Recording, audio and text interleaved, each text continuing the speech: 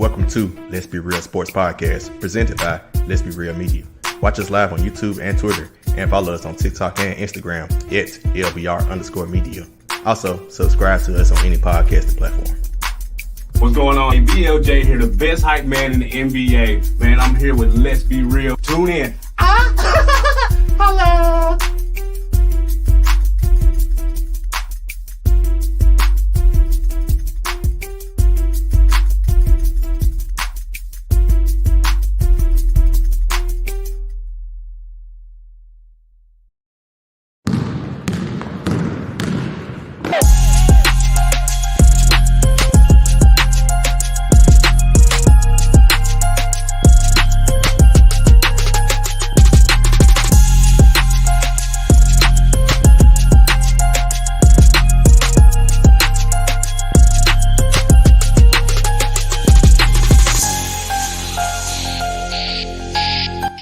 Let's be real.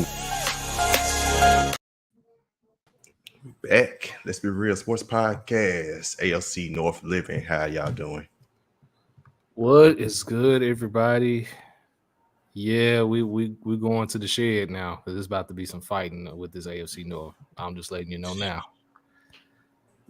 Hey, I like fires, man. I like fires. It's going to be a pure smoke. This going to be Fight Club basement type, like this wrestling because you got the terrible towel like a wrestling belt. Like, come on. I got the terrible. I got somebody's got to wipe up the blood after it's all done. After it's all said and done. Blood bath, I love it. Sheedy, there you go. Sheedy, are you here now? Let's go. I mean, dang on setting. Come on, man. I'm better now. Well, tell times ahead if you're an AFC North fan. That's all I'm gonna say. Sheesh. Yeah, we got a couple of guests that come in that we're bringing in to cover the rest of the teams. Of course, we got Trevor here who will be covering the Steelers today. Also, you got Sheedy and Took. It's their teams. Y'all coming up soon this week. Sheedy with the NFC East, and we got to that NFC South with Tail. So y'all coming up. Yeah, listen to James talking about Daniel Jones. Oh Lord, bless us all. Can't be worse than that Patriots. Can't be worse. But as always, y'all know y'all can follow us on Twitter or X, the artist or the app formerly known as Twitter. LBR. There you go. Also, subscribe and watch us on YouTube, as y'all can see right now if y'all watching us live on Let's Be Real Media, or subscribe on audio platforms at Let's Be Real Sports. Also, support the other podcasts on the network. Read Harder Way with two gentlemen over here. We'll be down with Tail and Sheedy along with Savage, and Gene's report with the guy we just mentioned. Gene says both of them would be on LBR next week for the NFC East show as they cover their teams, the Eagles and the Giants, respectively. So, without further ado, let's get to our sponsor, Ship Read, and then we'll bring in our guests. Sports betting has rapidly risen in popularity, and I want to connect you all with an opportunity to get started or get ahead. Having multiple sportsbook accounts is the simplest way to maximize your profits, and there has never been a better time to sign up. When you visit our page, signupexpert.com/LBR, you'll be connected to all the sportsbooks in your region, along with the review of each platform and its unique benefits. All these sportsbooks have valuable sign-up offers for new users, and when you register through our link, you will automatically receive the top offer at each one.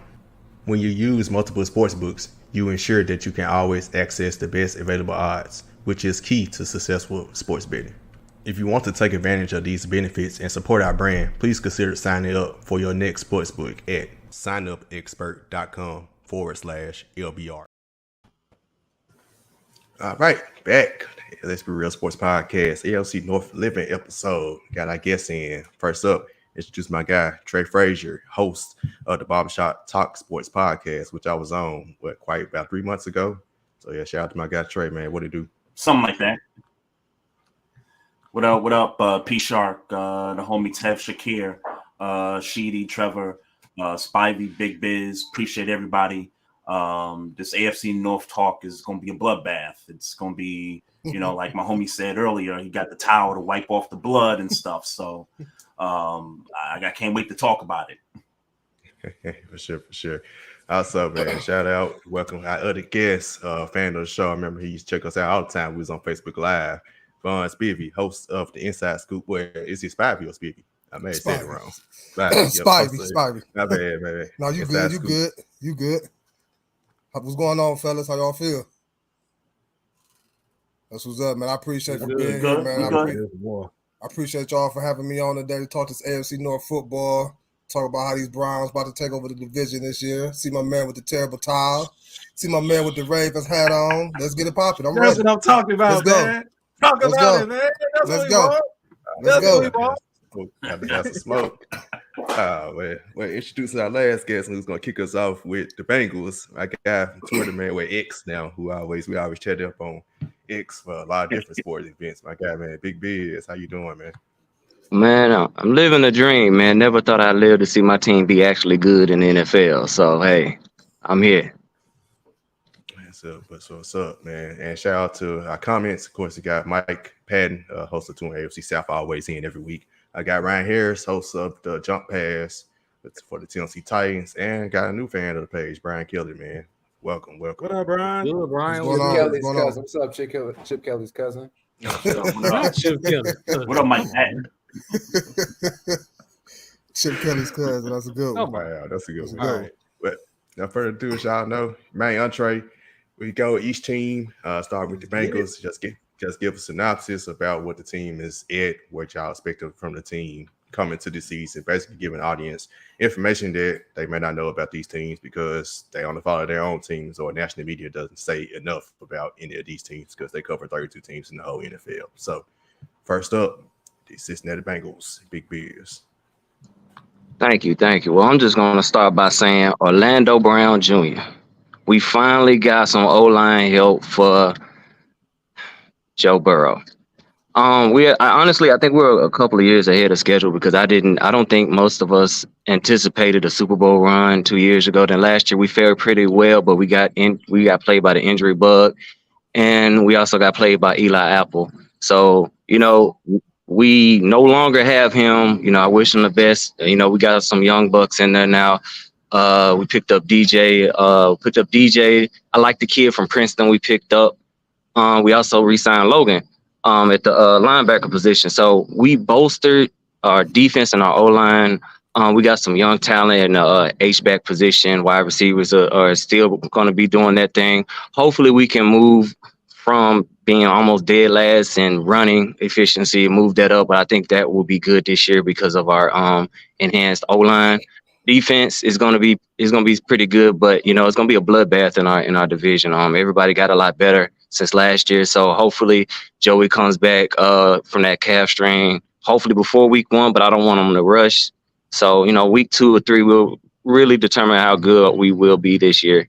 But I'm really excited for this team this year. I think we can be as good as we were last year, if not better, because we have enhanced in areas where I felt we were deficient in.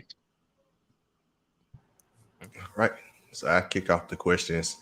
Really, it pertains to Joe Burrow. So his injury kind of reminds me of a certain favorite player of a person right next to me over here on the screen, too, Kevin Durant. He had a similar injury. Bro, we are talking football. He was making a comparison. Somebody else that actually played a game of football. You want to bring up Kevin or whatever? Yeah, because it's a comparison. KD had to catch a string. Go ahead. Hit a You got it, bro. You got it. You already did it. You got it. Hit a nerve early. Whatever. Remember his last year in Golden State, he had the calf injury, similar to Joe Burrow right now. And we thought it was Achilles injury. And as soon as he came back, he tore his Achilles. So my question about Joe Burrow is, how soon do you think it's too soon? Because a lot of people feel like Kevin Durant came back too soon. Do you think he needs how long despite it being two different sports, and KD is a completely different body build from Joe Burrow. I think Joe Burrow like 6'5", he's not 7 foot. I think he can heal a little bit faster because of his body's makeup is a lot different. But I wouldn't want him to see him in the preseason. I would like to see him get reps. But at the same time, too, I don't want him to rush back. So I would say about week 2 or 3 would be good enough. We started last year 0-2 and finished pretty well. So, if he's ready to go week 1, cool. But at week 2, I would much rather him start week 2. What type of season do you expect Joe Mixon to have? I think they I think he's not going to have that great of a season. He had a very rough off season. I know we restructured his contract, but I also know that we got two young guys back there, and Trey we re-signed, and we got the young guy did pretty well in that terrible game we had a couple of days ago, a preseason game.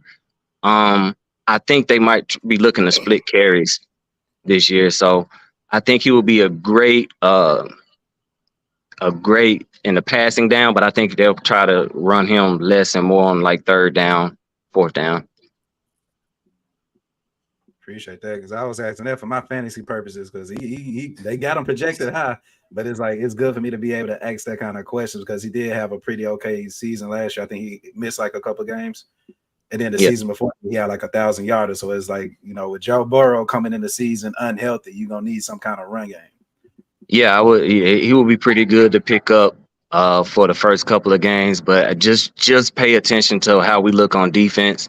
And also, if we're playing behind in a lot of games, then, you know, our offense might go back to just pass heavy. Yeah. Last year, Joe Mixon had a subpar season in my eyes. Mm-hmm. Do you feel this year he would be more utilized and more in the offensive game, more or less like the passing game? I think so. And also, too, we lost, you know, our O-line wasn't the best, but we also we were rotating O-line the whole year due to injury. So that also played a huge part of the reason why our run game wasn't as great as it could have been. I think he'll have a bounce back year, and I think he'll be looking to, erase that off season he had, or get that off his mind. But I think he'll start slow, and then he'll start picking up his tread midway through the season. But of course, because it depends also on when Joe Burrow come back. You know, the first two games he might get a lion's share of the offense. And my second part of the question was T. Higgins, coming off that horrific situation he was in last year against the Buffalo Bills. How you think his mindset would be going into this season as far as his style of play and his play just per se period on the field? Do you think that's going to have an effect on him? I think if it was going to have an effect on him, it would have had on him last year. Seeing Hamlin back, I think helped his psyche a lot. But also, it's just time and repetition. He might have a lapse of here or there, but I think he's going to be a solid wide receiver too. Depends on how healthy Jamar Chase is this year and the defensive schemes that we see. I know there's a lot of people looking to eye in on Chase for big plays, so Higgins will have to just make up all the catches on the short routes. All right. I have a question. Do you feel when Joe Burrow is healthy once again, do you feel that this is a make or break year for Joe Burrow in terms of establishing himself as one of the top QBs in the league? So you got the top of the top is Patrick Mahomes in the AFC, and then you got like a bevy of quarterbacks battling for that second spot. You got Joe Burrow, you have Josh Allen, Justin Herbert, who had a pretty decent season we talked about last week, and then you got Trevor Lawrence, who's on the ascension up. So do you feel that this could be a potential make or break year for Joe Burrow to establish himself as maybe not even the second best quarterback, possibly maybe even the top quarterback? Because that's probably how you guys feel in Cincinnati, because you guys did beat Mahomes in the regular season. Yeah, I feel like yes and no to that question, because nobody anticipated that year that we had where we went to the Super Bowl, and last year. I think those 2 years. Like, those 2 years should have started and happening this year and next year. We should have had struggles. So it's too early to say that he'll have a slump, because we see the talent from him. So to say, if it's a make or break year, I would say no, but I would also say yes, he needs to, because he showed us how good he is. He needs to have an MVP caliber year, but that also, it only, it just depends on how well we protect him. We protect him. I think we only gave it like 40 sacks last year, which is a lot, but it's far less than the year we went to the Super Bowl. I would like to see that number come down some, and I would like to see him not running for his life a lot, especially when we played the Cowboys last year. He was running for his life last year. And But it's as long as he is protected and he can make his reads accurately, we establish a run game. I think he can have an MVP caliber year, and I think that will solidify him as a top 1 or 2 quarterback this year.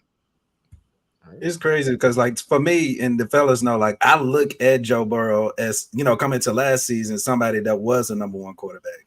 Of course, Mahomes has established himself as a number 1 then, but for me, he's number 2. So it's like, if it's a make and break season, how he's done enough, right?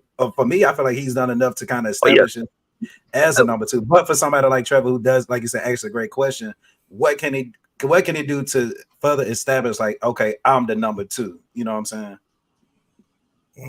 I think what happens with Joe a lot, because I'm an LSU fan too, because I grew up in Louisiana before I moved to Memphis. He looks for home run plays often. He's a gunner, and I think I would like for him to rain down a lot of that home run plays and just take what the defense gives you. Let's get the 6 yard, let's get the 6 yards and move the chains. You know what I'm saying? We don't have to get a touchdown and be off the field. Let our defense do it, especially if our defense is not the best. It's not the best this year. Let's try to take some time off the clock, give our defense time to grow and develop. But I just want him to just take what the defense gives him. Don't go for every home run play, but also, just keep going for the home run plays. It's just a weird dichotomy with him, in my opinion. I mean, when you got Jamar Chase on the outside, I can understand why. So, I mean, yeah. And T. Higgins. Facts. And T. Higgins. So, when you got those 2 on the outside, I can understand why he looks for it every time. Yeah, exactly. Yeah. Sorry, I got a quick 2-part question for you as well.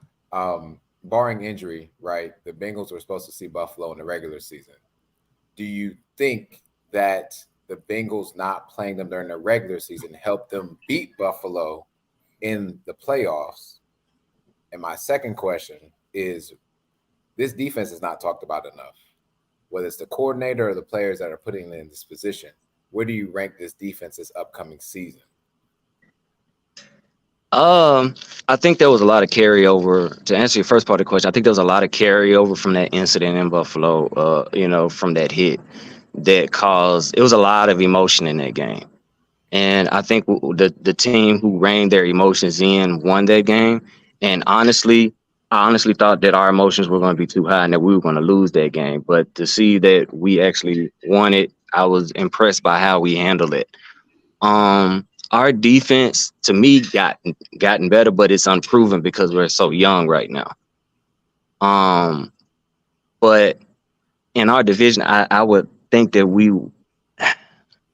I don't like to just. I think we might be the 3rd best defense behind the Ravens and the Steelers, personally, only because we're so young and unproven in certain areas.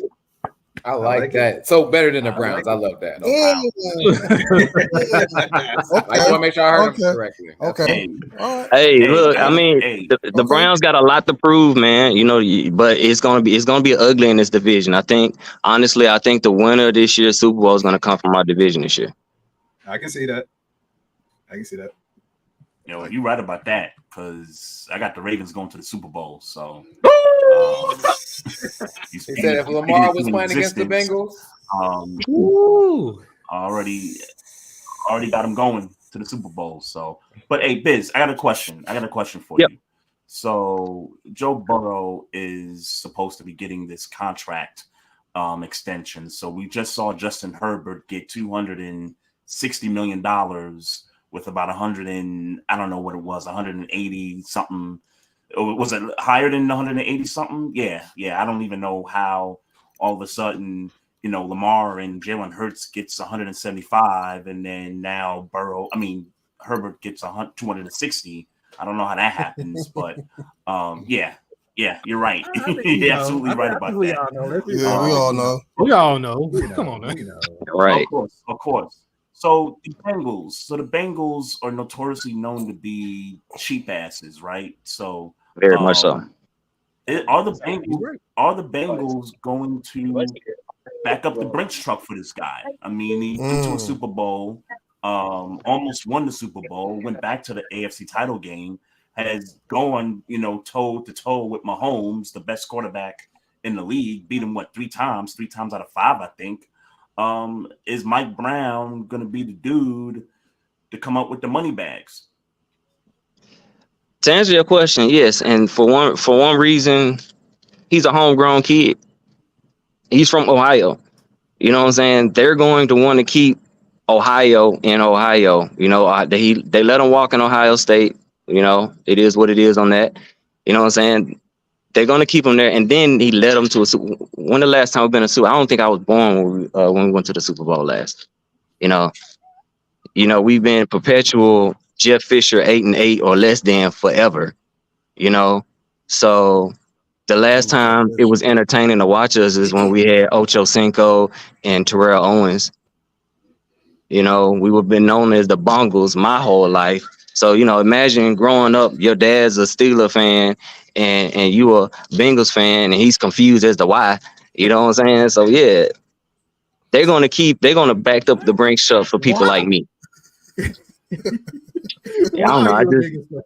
I just Carson Palmer, man. I saw Carson Palmer in college, and then I saw him. Yeah, I was like, I'm gonna follow that guy because I don't have an NFL team. I wasn't trying to be like my dad when I was a little kid, so I was like, I'm gonna follow whatever team he was. Again, thank you, Carson Palmer.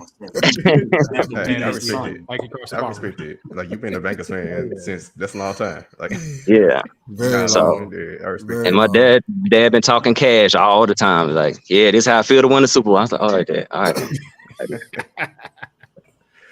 Man. I get a couple of questions from the comments. I got Mike Patton first said, who's replacing Jesse Bates? That's a good question because we're gonna miss him for sure. And I was sad we let him walk, and that's what I'm thinking in the preseason we're gonna figure out. The young guy kept getting burnt. I had it in my notes, but unfortunately my other phone started acting up. That's gonna be left to determine, honestly. Because we were getting ate up this past preseason game in his position. I know what's his name? DJ, I think might be a good fit over there, but we're yet to see. You know, he didn't look too well the other day, but you know, we'll see. Okay. And Ryan Harris asked, "Are you sold on Zach Taylor as the head coach?" No, but he's better than my boy. Yeah, hey, look, I was saying for years, hey, I don't like to see a black man lose his job, but hey, Marv gotta go, man. I was saying that for years, you know. But you know, Zach Taylor, he's doing his thing. He's the entry-level head coach. You know, when you get to a place, you need a head coach for the young guys. Then you need a head coach to get you over that next level. We need to find that next level head coach that'll get us to that next level if we're not successful this year or next year. Gotcha. Any more questions? All right, let's move forward to Trey and the Baltimore Ravens. Yes, sir. Yes, sir. So, again, P Shark, I appreciate you having me on here to talk Ravens and AFC North. I'll start with the offense as far as like the offseason goes, and you know what's been going on that not a lot of folks have been talking about. So obviously we make the Odell Beckham Jr. acquisition in the offseason that bolsters our receiving core. Rashad Bateman, who got hurt last year and didn't finish the final, I don't know, maybe final 8 games of the season. He's coming back off of injury. I believe he's going to be the number 2 receiver, which, I mean, that could change just depending on how Odell Beckham, you know, comes out. I mean, he's coming off of an injury also. So we got those 2 guys. We drafted Zay Flowers in the first round. So he's going to be the guy that I think is going to take the top off the defense. And I think he's a guy that if you get him into intermediate routes, you know, he's going to find a way to juke you. Like I watched the preseason game last night and he made that first guy miss. And I'm just thinking in my head, oh, this guy is going to be a problem for defenses when it's time to, you know, man up against this guy. And so you got him, Devin Duvernay, who also got hurt, which is also our punt returner, kick returner. He got hurt on offense last year. He's coming back. He's probably going to be the 4th receiver in this offense, which, by the way, is a brand new offense. Todd Monken comes over from the University of Georgia, the champion University of Georgia Bulldogs, back-to-back champions, comes in, is going to make this offense a whole lot different than what Greg Roman did last year with just, the run game and, the decision making and all that stuff. And so I'm glad Greg Roman's gone. The question that I have for the offense is J.K. Dobbins, who last season came back from an injury, kind of worked them in slowly. And then as we got deeper into the season, into that playoff game against Cincinnati, where, we already had guys hurt. I mean, Lamar, again, missed 5 games to, close the season out. And then we went in with Huntley as the quarterback. Dobbins was one of those guys that was like, yo, I want the ball in my hands. And we get to the Cincinnati game and he scores a touchdown. He gets the ball in the red zone. But then when that game was tied and it looked like we was going for the win, they called this crazy quarterback sneak from like the 2.5-yard line. And that's when, we lost the ball. I forget the guy's name. Hubbard ran it back, for a touchdown. And that was something that JK had been pretty upset about in the media after that game. I mean, called the coach out and everything. And I kind of respect him for doing that because I thought he should have got the ball in that situation. So fast forward the training camp, and JK did not play last night in the game, nor has he kind of been reporting to camp. I'm watching some of these running backs in the game last night. Justice Hill, Gus Edwards, Melvin Gordon. We picked them up kind of late in the offseason. I'm watching these guys, and I got to tell you, JK better figure out, what the deal is, whether it's he wants more money, whether it's he's still upset about the playoff game and not getting that opportunity, to win the game for him. But I hope to get him back because, the Ravens are not going to, they're not going to, you're not going to pay running backs in this kind of market, the way it's going. And then you got guys already on the roster that look like, they could start, it's running back by committee at this point. So that's kind of where I'm at, with this team. I like what I saw last night from both sides of the ball, defensive side.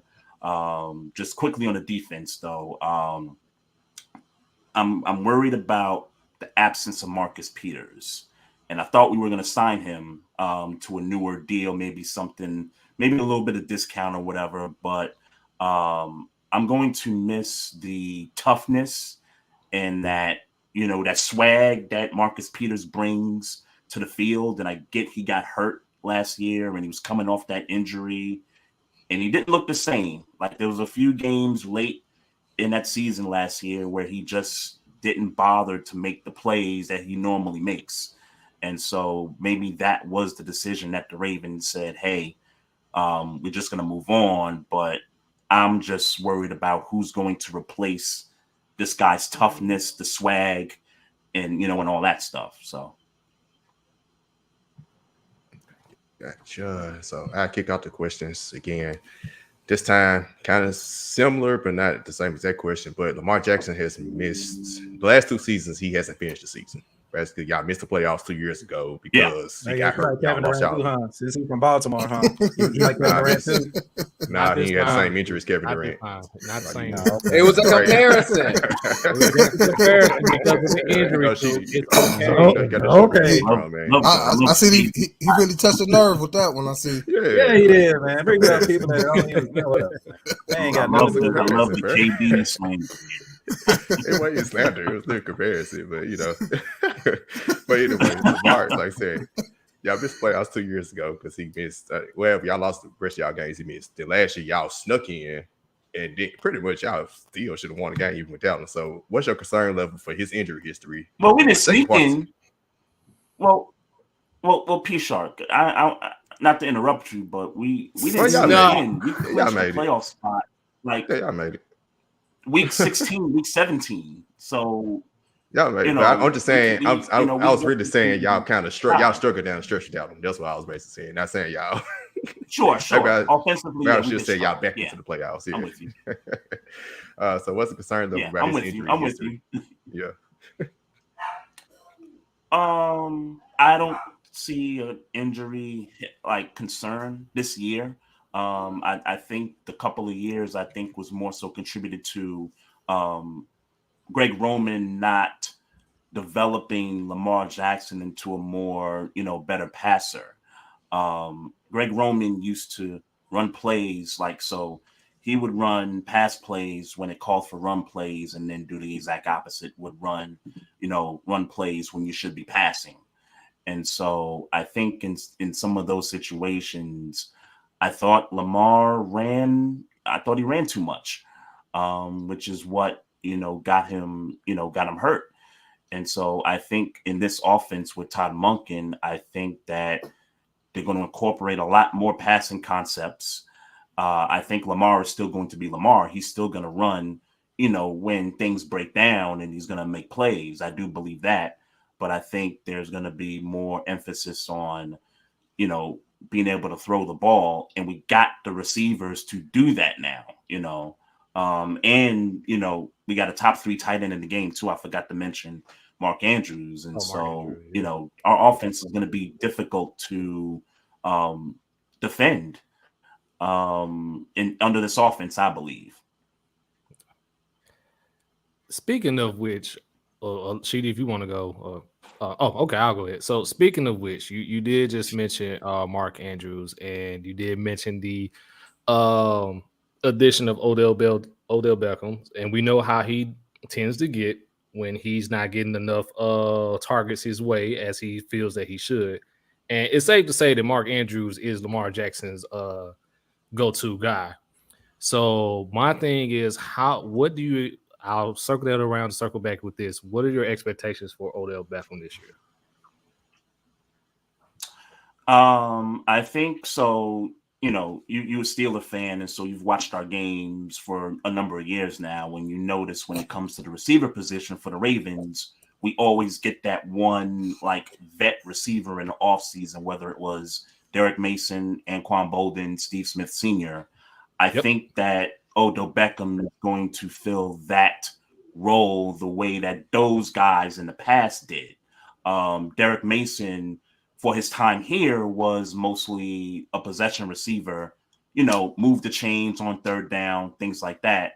And I see my boy's face here, but he was mostly that guy that, moved the chains for us. Same thing with Antoine Bolden with the, tough catches. Steve Smith Sr. at age, he was 37 years old, and, I believe, was still having a field day with DBs and stuff. And so with Odell Beckham Jr., I expect him to be the possession receiver type. I expect Mark Andrews to kind of help facilitate that in a way as well on third downs, on key situations. And the other guys, Bateman, I expect to be a guy that can blow the top off the defense. Same thing with Zay Flowers. I think those two guys are more speedy than, the two that I mentioned, Beckham and Andrews. Who do you expect to have more yards by the end of the season? Well, for the sake of success, I want it to be Rashad Bateman, because when that guy is healthy, that guy can take one to the house. And so his issues have always been his health. When he's healthy and he's on the field available, that guy is as good as anybody. So I hope that it's Rashad Bateman, but if it is Odell Beckham Jr. with the most yards, then I'm not sure that that's a great thing for this offense and for the success of the team overall. Speaking of Lamar, it was a lot of talk that I've been hearing. Lamar wasn't playing up to Lamar Jackson standards prior to the injury because he wasn't getting paid, or the contract situation. Now that he got that bag, and he also got weapons around him more than he have ever had, in my opinion. Do you expect for Lamar? Lamar Jackson to return back to MVP form this year in order to compete in AFC North, especially against the future champs? Yeah, Browns. I do. Yeah, I said it. I said it. Wilding. I said it. You wilding. I said, hey, well, to answer your question, just so you don't get me off my pivot here, I do expect Lamar to get back to MVP form. I mean, when he won the MVP in 2019, think about who his receivers was: Willie Snead, Mark Andrews, who was the best receiver out there. Seth Roberts was another receiver. Just think about that receiving core. Hollywood Brown. We had drafted him, that year. So if he can win the MVP with that group, then a group with Zay Flowers, veteran Odell Beckham, Mark Andrews, still top 3 tight end. Yeah, I think he's going to be back to that form. Now, will he win the MVP? I don't know if he's going to win the MVP, but if I'm Lamar, that wouldn't be my focus. My focus would be to, try to get this number 1 seed in this conference and have everything come through us, to get to the Super Bowl. I guess a follow-up with me is I've actually looked up Lamar Jackson's stats, and outside of his rookie season, he's actually led the team in rushing. Do you expect the same thing to happen this year? It all depends with this J.K. Dobbins thing. I think that's the one hookup here where, if Lamar has to, run, like if the running game isn't going the way it should be, then, there's a chance that Lamar can lead the team in rushing again. I don't want that for him. Let's be clear, because, that means that we're running a similar offense, a similar Greg Roman offense under Todd Monken. We don't want to do that, right? So I would much rather it be J.K. Dobbins to lead the team in rushing, but Gus Edwards is a capable running back. I mean, we've seen Gus Edwards, do some great things in this offense, and so I can lean on Gus Edwards if Gus has to be the number 1 back, followed by a Justice Hill and possibly a Melvin Gordon, which that kind of worries me a little bit because of the fumbling issues. We'll see if he even makes the team or not. But it's going to all depend on what JK wants to do. All right, I got a question for you in regards to the Ravens last season and this upcoming season. The Ravens last season did sneak into the playoffs, but we're 2-5 against playoff teams. Does that increase this upcoming season? As right now in your schedule, you have 7 teams that made the playoffs from, or 7 games, I should say, that made the playoffs from last year. So do you see that as being like more 4-3 this upcoming season, or you need 7-0? What you need? Yeah, I don't know that I look at that all as much. I just kind of look at the teams that we're going to play on the schedule, right? So I kind of alluded to it earlier in the show. We're playing the AFC South, and my apologies to P Shark and whoever else is a Titans fan. The division's kind of trash, minus Jacksonville. So I won't be too loud about Jacksonville. They put a hurting on you. No. I'm gonna give Jacksonville the respect. We lost to Jacksonville in the regular season last year. I'm gonna give them the respect, and I don't know if y'all saw that throw in yesterday's preseason game from Trevor Lawrence. That was some crazy stuff right there. But I would expect that we go 3-1 versus the AFC South. I think we played the NFC West. You had 2 teams make the playoffs from that division, and the 49ers and the Seahawks. The 49ers are still a threat. And by the way, I am going to that game on Christmas night, with some of the family. So, that's going to be dope. But yeah, that's going to be a tough game. And then the game against Seattle, that one could go either way. But I like my chances against the Rams and the Cardinals for certain. I mean, that's 2-2 at best. So I really don't, look at the records against playoff teams really all that much, because these teams change year to year. Like the teams we think we're going to be good sometimes end up being disappointed, and the teams that we're not really paying much attention to because we don't think they're going to be good end up surprising some people. So, there could be some teams out there. I mean, the Rams, I just mentioned one of them. The Rams could come back and, surprise some people. For my last question, I see you ain't learned your lesson from the sleeping on the Titans from before, but we'll see. But my question kind of goes to wow. I had to do it. But real, my question goes, Devin Duvernay. I really liked him as a receiver last year, and now y'all kind of loaded up at wide receiver. So where do you see him fitting in with their wide receiver rotation this year? Because I really thought he was really good last year for y'all. So where do you see him in the pecking order? Yeah. Oh, repeat that question one more time. Devin Duvernay. What do you see him in the pecking order? Yeah. He's not going to get a lot of burn on the offensive side. Now he's still going to be our kick punt returner because I believe that's what he does best. But I think for key times when he is in the offense, he can make some great catches and, do some things, to help us move chains and stuff. But as far as like snap counts and stuff, he's probably going to be the guy that gets the least amount of snaps in the wide receiver room. But he's still going to be our kick punt returner. Got another question. I got one more question, man, and this is going to help determine my ranking as far as the AFC North. How much of a step back do you expect your defense to take this season? Because y'all was top 3 last season, according to Pro Football Reference. You going to take a step back. How big is that step going to be? I think we're still going to be top 10. I mean, if you want to say we take a step back, I mean, we might go from the number 3 defense to like the number 8 defense. And if my defense is 8, I'll take that as long as my offense is doing what it's expected to do. Right.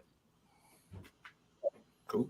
But that all falls under the whole Marcus Peters conversation and his absence and what he meant to the defense and everything, not just from the skill standpoint, but from the leadership, the swag, and, being able to get in guys' faces when they're not, lined up properly. So we'll see how much of an effect that has when he's not there and who's going to be the person to replace him when it comes to that.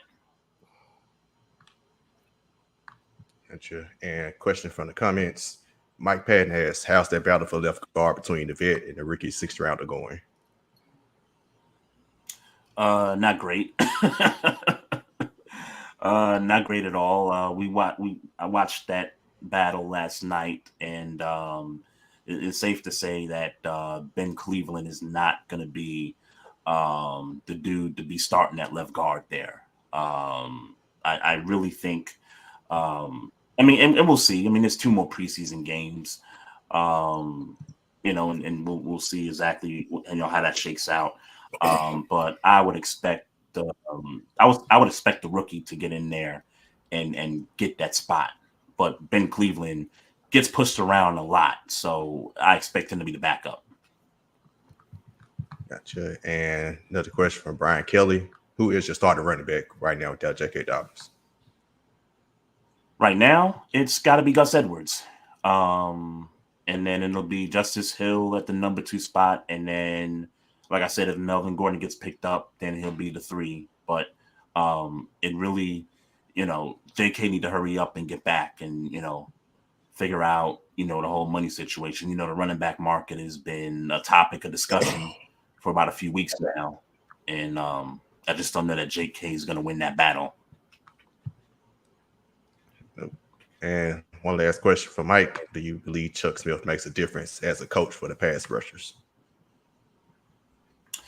Don't know much about Chuck Smith, but I am interested to see who, how the players respond to him, and to see if we can, finally get this going.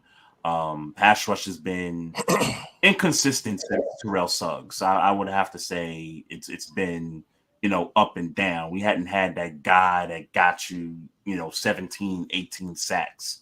We've been missing that for about 4 seasons now. But I'm hoping this kid, David Ojabo, who we drafted in last year's draft, who, missed some time because of an injury, I hope that guy can be someone to, help with the pass rush. And then with Owe being there as well, that's a guy that I think he's got a ceiling as well. And don't sleep on Roquan Smith. That was that midseason pickup. And that defense just started playing a lot better when Roquan was added to that linebacking crew. It made Patrick Queen a better, run stopper. It made the other guys play better. So we'll see what happens. Yeah, that was a huge pickup. Y'all defense, because really before that, y'all defense wasn't bad or anything, but it wasn't top three. He propelled y'all to that top. It wasn't top three. So, no, yeah, it wasn't. Yeah, he definitely helped out on the end. Well, let's move forward to the team that's been catching the most strays on this podcast so far to this point. Cleveland Browns. First of all, appreciate y'all again for having me on. The disrespect is real. And at some point in time, it's going to stop. And actually, you can start it now by showing some respect for the Browns by above where say Cleveland Browns at. If you can, I would like for you to put 23-24 AFC North champion Cleveland Browns for starters. You can put that up there. Now that we got the Bengals out the way, we done got the Ravens out the way. My man that's representing the Steelers ain't said nothing yet, but it's going to be just as blasphemous as the other two spoke. For the Cleveland Browns, we do have a lot. We do have a lot that we have to get together, clean up.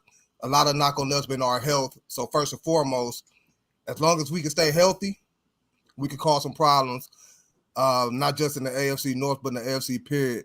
I feel like our run game is one of the best in the league, if not probably the best. O-line, stout.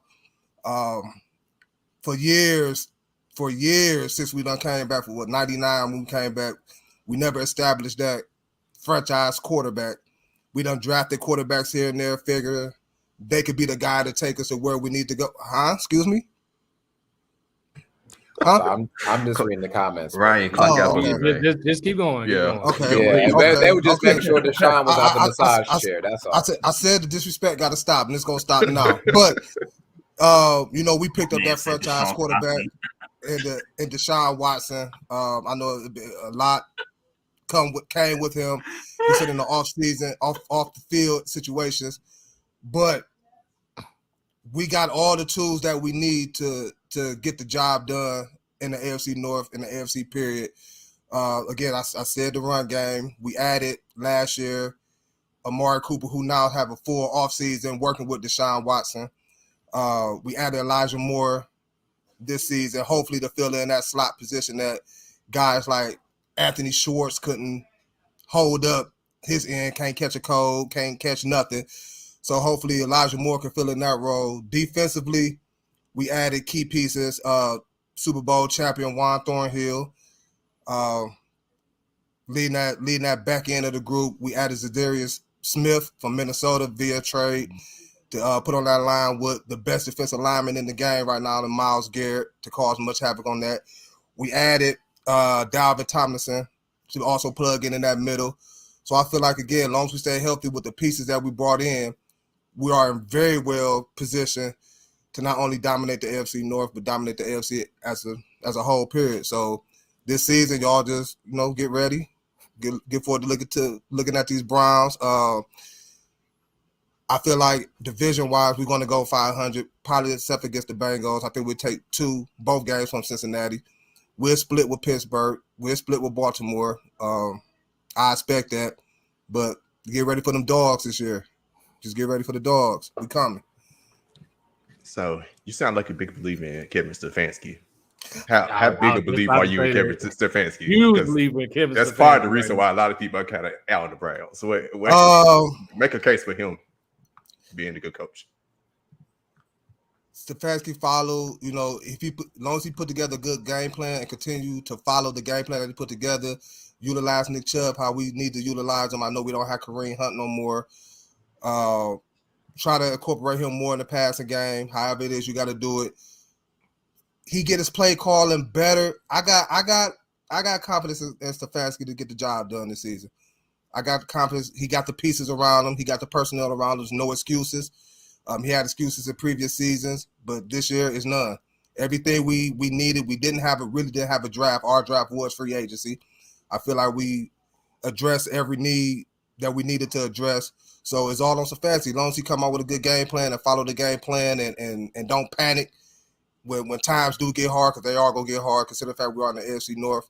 I got very much confidence in Stefanski.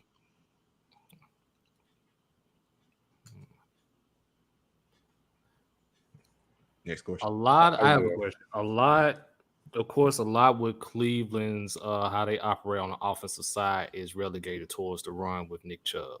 Mm-hmm. And I do felt that Nick Chubb should have gotten the bag this offseason to keep things flowing. And if I'm not mistaken, I believe Deshaun Watson's fully guaranteed deal kicks in now. Mm-hmm. So do you feel now, with everything that's going on with the running back situation, would this be a make or break year for the Browns? Because at this point, if things doesn't work and Nick Chubb decides, hey, I go get paid somewhere else, you're stuck with Deshaun Watson for the next, can't remember how long that contract is. So do you feel that this is a make or break year for the Browns? Because I do think they are, if you look on paper, they are formidable. Like if you handed somebody a paper and just took the Cleveland Browns name off, you would look at it and say, oh my God, this is a potential Super Bowl contender. And then you show them the name of the team, it's the Cleveland Browns, and then everybody just kind of calls the pause a little bit. So just briefly just touch on the Nick Chubb situation and how do you think things are going to play out going forward? As far as Nick Chubb, one of the best running back in football right now. As far as the running back situation, I feel like Nick Chubb, if he had a season that we are expecting for him to have this season, you pay him. You can't never let go a talent of Nick Chubb caliber. You can never let that go. I know running backs' lifespan is what? A good 8 years at the most, 5 to 8 years at the most. But Nick Chubb, a different kind of back, coming out of Georgia with the rest of them other backs. A lot of people thought Sony Michel and can't get the other back name out right now. With them dudes coming out, but Nick Chubb surprised a lot of people. So I do feel like, as far as your second question, this is a make or break season for the Browns. Of course it is. Again, we got everything that we need around us on this team. Linebackers, I'm kind of skeptical with that. We got a lot of them coming back from injuries. JOK, Walker, Taki. Hopefully they can stay healthy, but indeed this is a make or break season for the Browns and a make or break season for Kevin Stefanski. He's also will be on the hot seat this year for the Cleveland Browns. So yeah, make or break season. We got to get it done. All right. So I got a question. I think in order for the Browns to have real success, Deshaun Watson, it's literally going to be in his hands. And what I mean by that is that you're in a division with Joe Burrow, who I just called the second best quarterback in the league. We got you in a division where Lamar Jackson is coming to MVP form. And then you got Deshaun Watson, who could be potentially MVP. What type of season do you expect him to have? And if so, do you expect him to put up MVP numbers? Because it sounds like you got the Browns to be successful. I don't sound like it. I'm telling you they're going to be successful for one. Yeah. I love it. As far as Deshaun Watson, I feel like the last time we seen the full season of Deshaun Watson, he was in the MVP talks. Down in Houston. So Agreed. if we could get, we don't even need that full Deshaun Watson with this team. Because if I'm not mistaken, that last year in Houston, where he did play a full season, again, their run game wasn't nothing like the Browns have now. And I believe the only weapon that he really had was it D-Hop? Was it D-Hop that season? D-Hop. Literally D-Hop. So now he come over in this situation. You got a receiver in Amari Cooper, who I feel like is the best route runner in the game. Maybe him, Devontae Adams, pick and choose. You got a good run game. You got a stout offensive line. You got everything you need. So if we could get at least 85-90% of that 2019 year from Deshaun Watson, we'll be all right. We'll be good. We'll be all right. All right. Speaking of 2019-20, Jim Schwartz is your new defensive coordinator. I love it. I love it. That's what I was getting to. What makes you love it?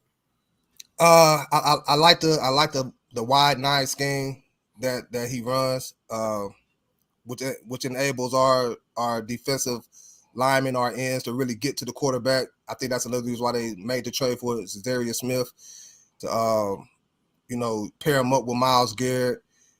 And he's just an aggressive defensive coordinator. Kind of remind me of, I think this defense under Jim Schwartz could be sort of like when we had Greg Williams, even though the team didn't like how he coached because he was so aggressive, he was so demanding from the defensive end. I'm not saying Jim Schwartz's mindset is like a Greg Williams, but you look at all the defenses that he done had and where them defenses was at the end of the season, top 10 most of the time. I feel like he could bring out over to the Cleveland Browns, and we got the personnel to where if we stay healthy, he could utilize them very well, and we can see big things on defense. Yeah, I kind of, and I'll let everyone else say before. I kind of see Jim Schwartz in the conversation of like a Dan Quinn, right? Dan Quinn was not a good head coach; he's a better coordinator, and I think Jim Schwartz is really going to be that for y'all. Hopefully, with your leader Deshaun Watson, who was 3-3 last season. I know he was. Look. The man ain't played in 200 plus games. I don't know what people was expecting out of Watson coming back after 11-game suspension. Clearly, he was rusty. Clearly, as we all know, he had no time to work with none of the ones during the season, was unable to. So I expected for all that. This year is a whole completely different story. Training camp, OTAs, practices, he's there working with the receivers, backs, offensive line, getting everything together with them. So I'm not worried about Deshaun Watson either. I'm not worried about him either. We good. We good over here. We ready for the opening day against the Bengals. So I got a question. The Bengals. Yes. We waiting. We ready. We ready. That's fine. Oh, don't worry. We got Baltimore and Pittsburgh within the first 5 weeks too. So we coming at y'all too. Don't worry. I'm here for the smoke. Hey, we bringing it on. We bringing it on. How you feeling about Amari Cooper this year? Because I think everybody expected after the trade from Dallas that he was going to have maybe not a monster season given the Deshaun Watson stuff, but like now this year where the expectations are real and you're expecting Deshaun for 17 games, like can Amari Cooper be a top 5 receiver in this offense? Of course, no doubt.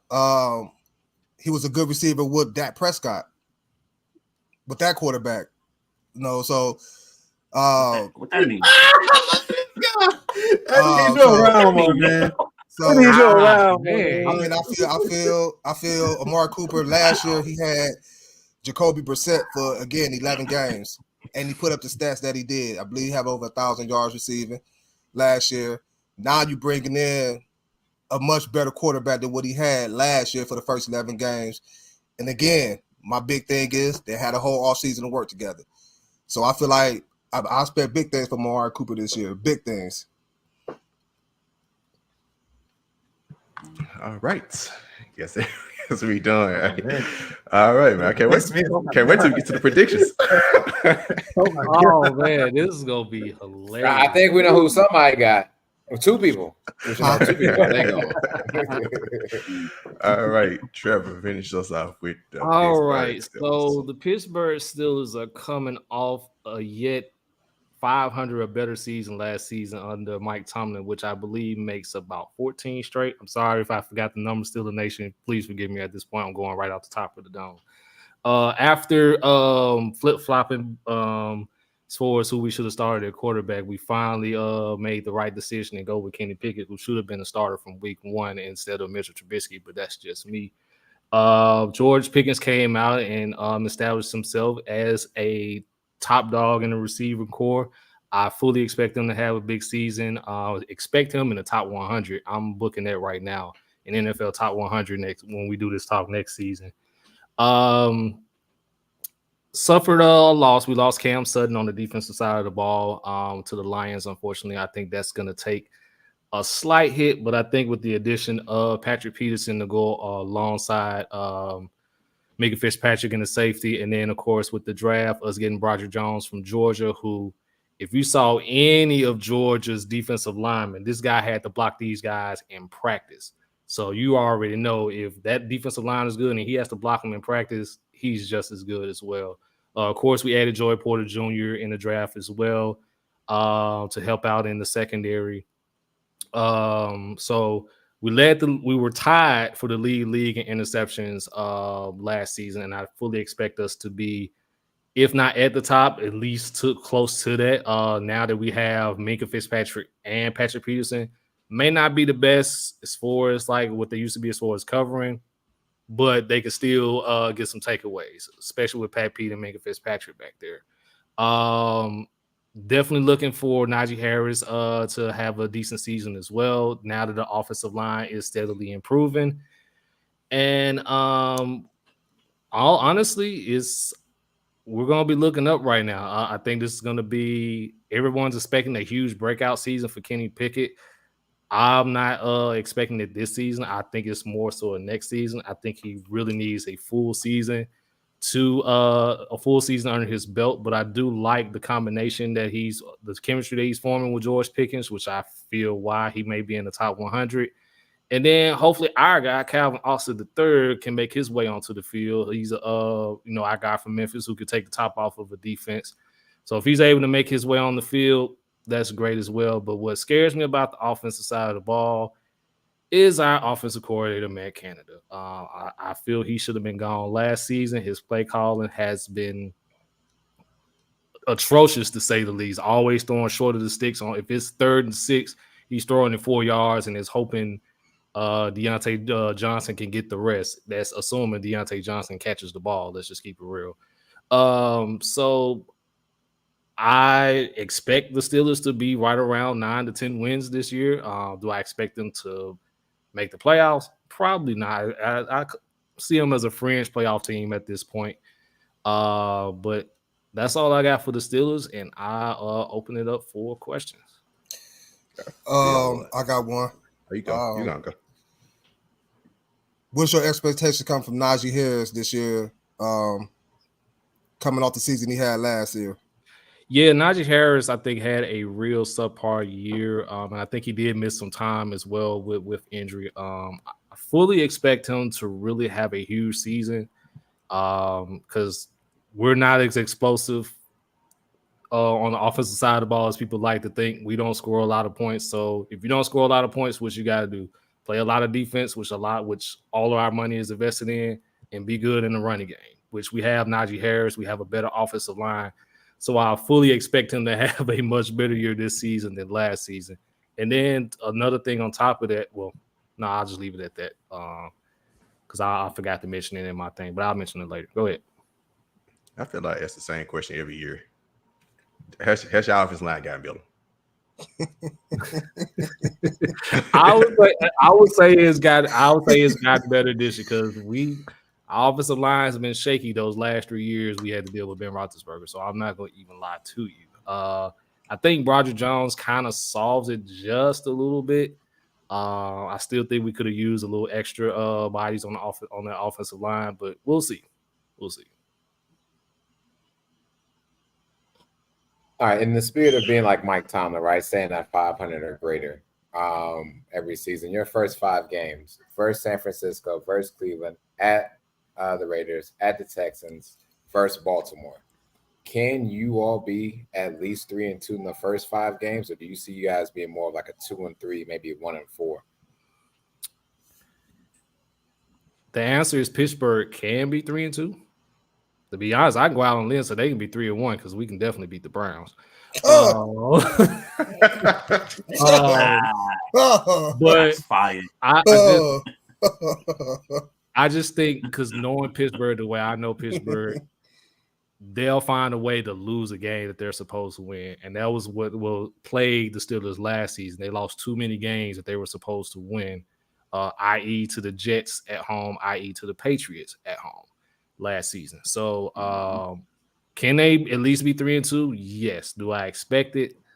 Probably not. I can definitely see a 2-3 start there. Probably should have asked how they would end the season because Yeah. they normally just start a little slow, but end fast, get to 500 or get above 500. Yeah. Trey. Yeah, for real. And what's crazy is y'all got swept by the AFC East last year, and somehow, some way, the last week of the season, y'all was right there for a playoff spot because those other teams that y'all got swept by, had bad second halves, coming down the stretch there. But my question for you in regard to the defense is, who do you think Tomlin is going to have guard the opposing team's number one receiver? Because I get the sense that Tomlin likes going with the veteran in those kinds of situations. In this case, it would be Patrick Peterson, but we know Patrick Peterson is not the same, what he once was during his Arizona days. And so, given what the cornerback room is right now, who do you feel like should be guarding the number one receiver on the opposing team? And who do you think Tomlin's going to go to in those situations? Unfortunately, right now is going to have to be Pat Pete because like you mentioned, Tomlin likes to go with his vets to guard the opposing team's number one receiver. So, do I expect him to be the Pat Pete of old? No. Do I expect him to at least do something? Possibly. And then if he gets beat, he's got Minka Fitzpatrick over the top, who's arguably one of the best safeties in the NFL. So that's that. But I think eventually you would want Joey to be that guy. But I just think throwing Joey out there right away is just probably not going to be the best, especially with what Mike Tomlin. Yeah, especially with what Mike Tomlin likes to do on the defensive side of the ball, because I see Artie Burns, who was a top corner coming out of Miami, who was thrown out there to the Wolves, and he was barbecue chicken out there, and now he's out of the league. So in his theory, last name did him justice. So in theory, you kind of want to go with Pat Pete to kind of start things off, and then we'll just see how things look at as the season progresses. Trev, I got a question. I like the Pickett and the Pickens combination, but according to ESPN, y'all still got Deontay Johnson at WR1. Well, what y'all thoughts about that? Well, he's still our WR1. He's quote unquote, he was our vet until we added Allen Robinson, which I feel was an underrated move for the Steelers. I don't expect Allen Robinson to be a number one, but I just expect him to provide a veteran presence in the locker room to make these guys better. George Pickens is on his way to become a wide receiver one. I think there is no denying that. But I think just now for the time being, Deontay Johnson, again, when he catches the ball, because we've seen balls hit him in his hands and he drops it. When he catches the ball, he's still pretty formidable as a wide receiver. Cool. And I definitely think that Allen Robinson move was definitely underrated because third down catches, that's his thing. Yeah. Sorry, quickly, and you might have touched on this already, but you also said something about like a 10-win season, correct, Trevor? I said 9-10 wins, pretty much. 9 or 10 wins. So no, bro, stand on that 10, dog. You said 10. Yeah, that I just want to make sure I heard him correctly. He said 10 wins. He right? said 10. Stand on that 10, dog. Y'all stuck in that the last 2 years. Can y'all get to the point to get to 10? You know what? I'll put it to you like this. I'm gonna go ahead and say 10, and here's why. That's not my question, but go ahead. We had because I guarantee we probably reached 10. We probably reached 10 last year if we didn't have TJ Watt was available for more than 10 games. If you've seen our record without TJ Watt in the lineup, it is atrocious. We are 1-10 when TJ Watt is not in the lineup. So, as long as TJ Watt is healthy and people still don't know how to block him, I could definitely see Pittsburgh getting the 10 wins. Now, will that be enough for the playoffs with this division, with Baltimore, with Cincinnati, Cleveland, whenever they decide to wake up? Hey man, it may or may not. It may or may not get it. It may not be enough for the playoffs. The disrespect is real. Disrespect is real. Good thing Skyler ain't here because you would really had a problem with Skyler. Yeah, so that actually really wasn't my question. at all. I didn't really care about the 10-win season. I could, because what I'm hearing is 4 teams talking about 10 or more wins this season. That's not going to happen. Let's just be frank and honest here. All 4 teams are not going to win 10 games. So is this the season that Mike Tomlin does not get over 500? That's my question. No. I mean, he just answered that question technically. No. I said 9 to 10. I at the very least they go 9 and 8.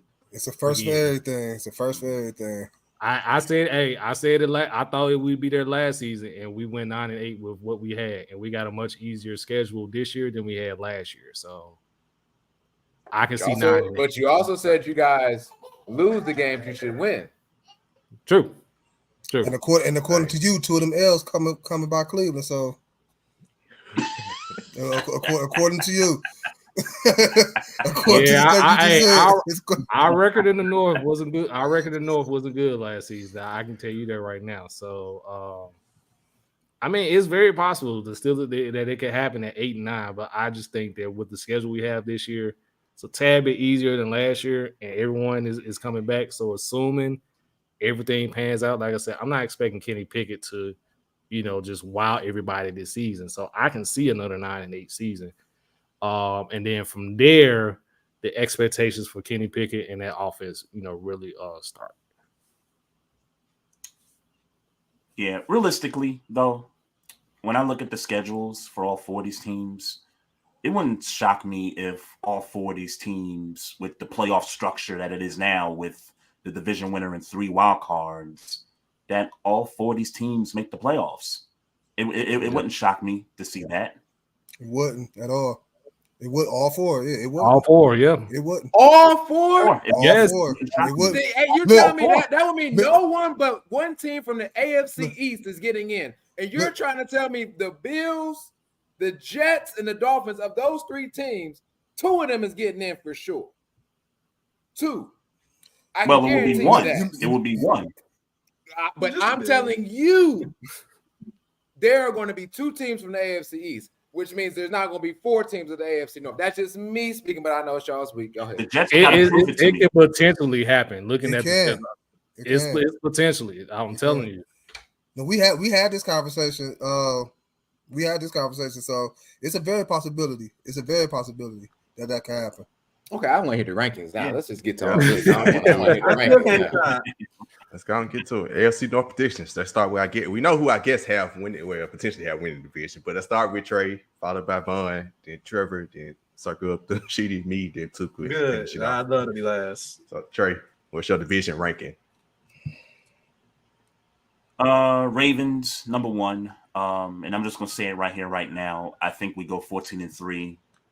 Woo! That's gonna be our record. Woo! 14 wins. That's gonna be our record. This season. So I got Ravens 1, I got Bengals 2. Give me Pitts. I'll go.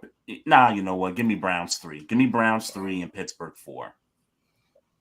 But I think all 4 teams are 500 or better.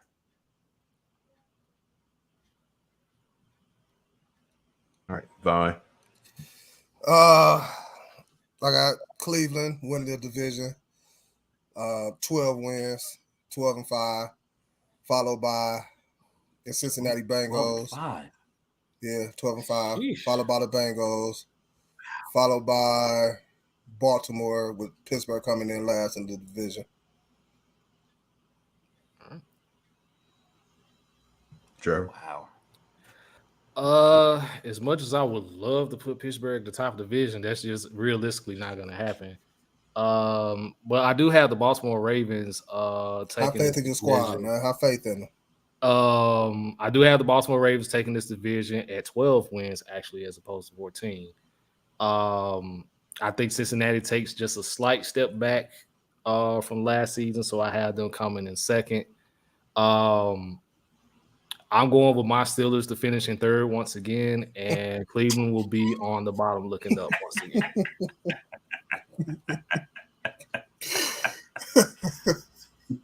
Oh my goodness. I'll take it from here. I also think the Ravens a full year of Lamar Jackson is going to give them the number 1 seed. I mean, they were 2-5 against playoff teams last year, but their losses were very small. So give me the Ravens at 1. At 2, I'm gonna go Cleveland Browns. I'm gonna go Browns 2, Bengals 3, and Steelers under 500. All right. First losing season of the time. Yeah, I should make a wager with Sheedy on this one. I really should. I don't know. But y'all won't finish in last? Nah, because he thinks we're gonna finish under 500. I would be okay finishing last with Kenny Pickett, but I don't think it's gonna be a losing record. I really think we can go 9-8 again, but that's just me. So I agree with that. I'm here every week. Go ahead, Tuke.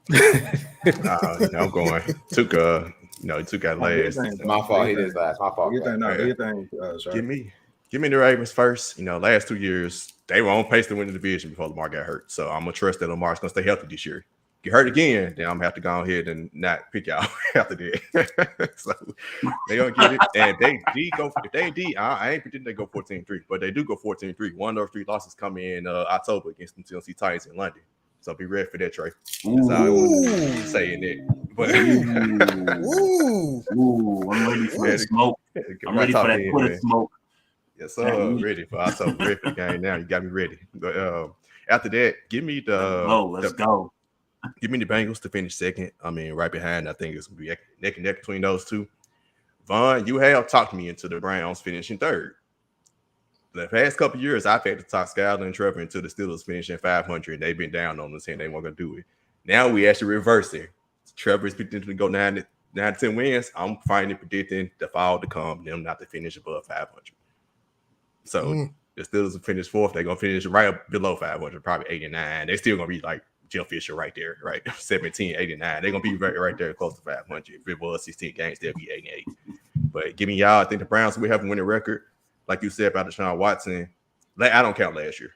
He played 5 games. He had missed the whole full season before that, missed most of that season. So I expect him to kind of turn it around, but this will be a big year for him because if he does look like he did last year, y'all might be in trouble for the future. He ain't thinking like that. I see. I like the confidence. Shit. All right. Give me the Ravens first because they got the chemistry for the most part, and Lamar Jackson is that guy. Believe it or not, give me the Steelers. I feel like that division is going to kick each other's asses, but the fact that the Steelers weren't able to go 500 the last 2 years with significant injuries, I think this could be a year, especially if Pickett picks it up, no pun intended. I think that they can really be, even if they win, let's say they win 10 games, I think 10 wins would have them at number 2 in their division. So you call 10 games, I can see 10 games. I think this is going to be really a division that fight up on each other, but I think the Steelers defense is what's going to keep them up. Like, I believe in their defense. I would have said Joe Shiesty and the Bengals, but for one, their defense, I do expect their defense to take a step back. One name that my guy failed to mention was Von Bell. Shout out to him for coming to the Panthers. I think that's going to be a big loss. I also don't believe in players who come into the season healthy. The fellas know that's all, even that's football or basketball. If you coming into the season healthy, 8 times out of 10 for me, you're going to probably end up not playing 2. They already got on the first 2 games out of the season already. I think he's going to miss more. And I think I think he's going to miss more, that won't be enough for the Bengals. But I think when he comes back and the games he do play, which will be probably towards the playoffs, I think they win. Unfortunately, I do have the Browns last, but I gotta see Deshaun Watson do his thing, bro. I've seen Pickett do his thing, and the Steelers were 9-8 last season, and I think he's gonna have a better season next year, which is why I got the Steelers being second. I think they're overall still on paper a better team. I really appreciate you having high hopes for the Steelers to finish second, and I'll put it to you like this, man. What was that bet you had with Sheedy with the Durant jersey?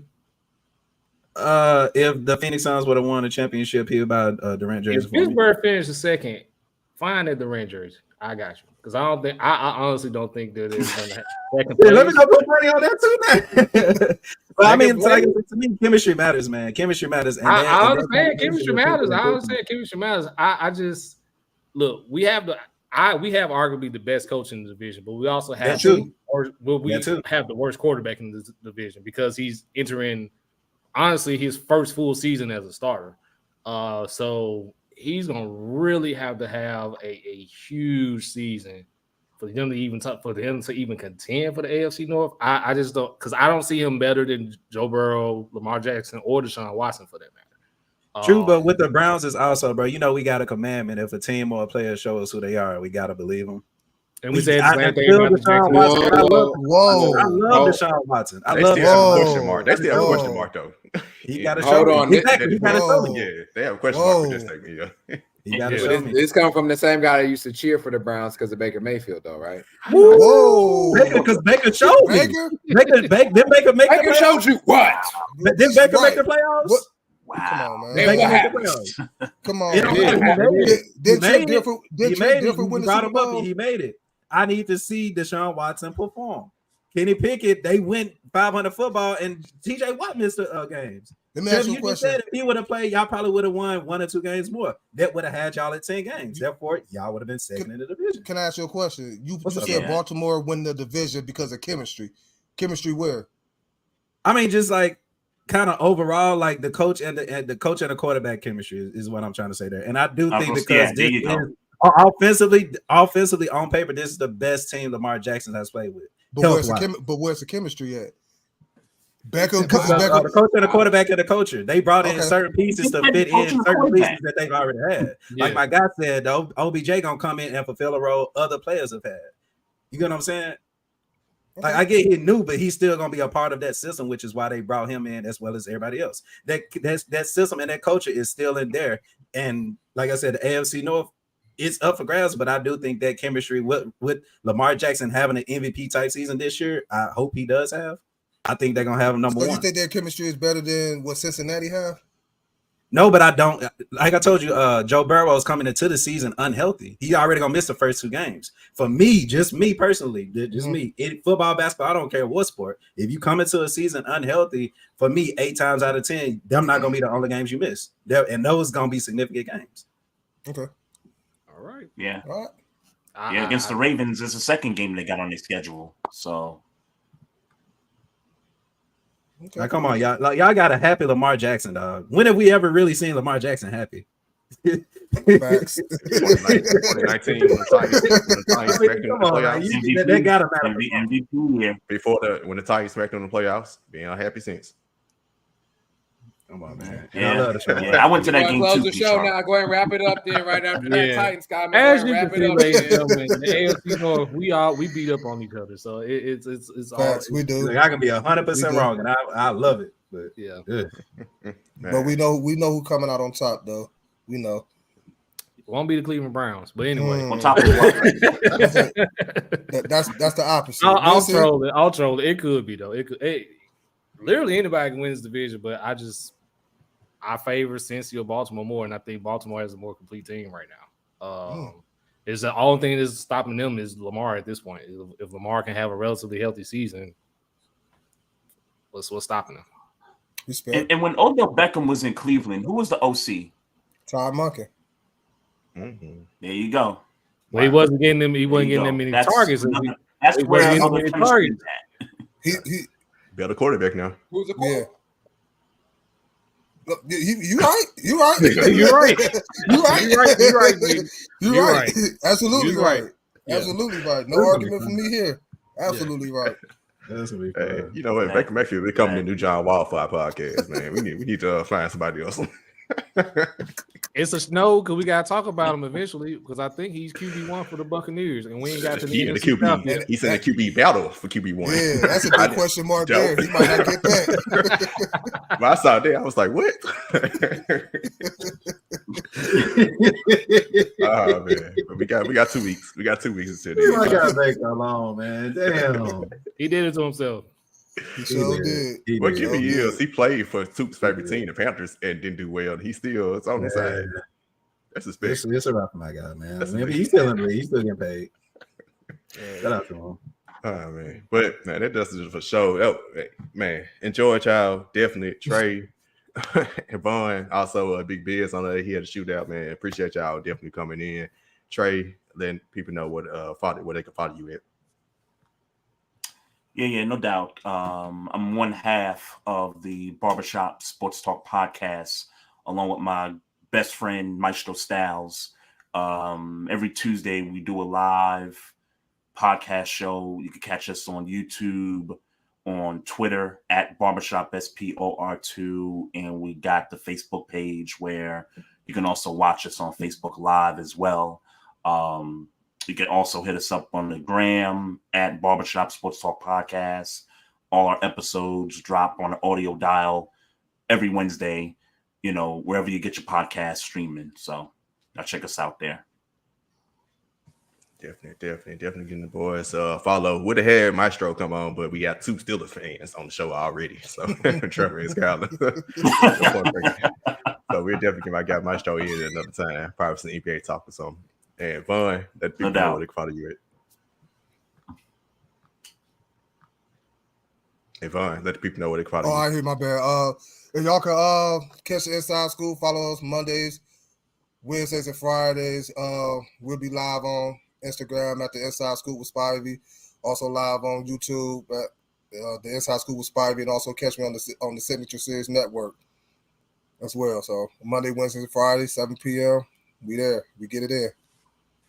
Yeah, definitely check these guys out, man. Good fellow podcasters. Definitely love to have other fellow podcasters come on the show with us and spend time with us and talking about. Like, that's what we love to do. So, of course, as y'all know, follow us on X, formerly known as Twitter, at LBR_media.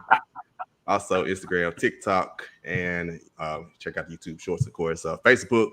Kind of Instagram correlates to Facebook, so any stories on Instagram go to Facebook. So same thing, LBR_media if you're on Facebook. Also, check out the other shows on the network. 3 the Harder Way with Sheedy, Tail, and Savage. They're coming back soon with their second season. So they finished the first season. They're getting to their 1 year. Just got past their 1 year anniversary. So get ready for the new NBA season popping up with Congrats. Definitely. Yeah, of course I got Jeans Report. And also check out Jeans Report. I got Darren Jeans. He'll be on here next week along with Savage. We have full entourage LBR on this week for the MC East. Oh, that's gonna be the troll episode. I feel it. This was the smoke episode. Next week the troll. Next week about to be something. Oh yeah. This week I don't know where this week's gonna be. But of course, subscribe, hit the notification button on YouTube at Let's Be Real Media. And on audio platforms, we are on 11 different platforms. Let's Be Real Sports is what you can catch us on there. The audio will be available immediately after this live episode is done.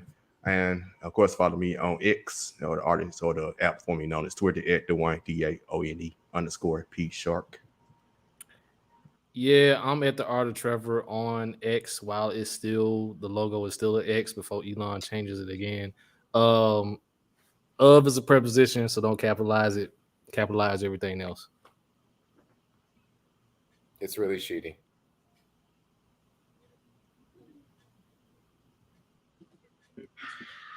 My bad, y'all. It's that Tab Shakiri, y'all. My bad. So I was like, do we follow you anywhere? My bad. No, man. Hey, look down on the look down on the screen, man. My bad. That's man. Appreciate y'all. Of course, remember, sign up for our sponsor at BetStamp at signupexpert.com/LBR and follow our fifth member who couldn't make it today at _Skylido on X. Till next time, peace.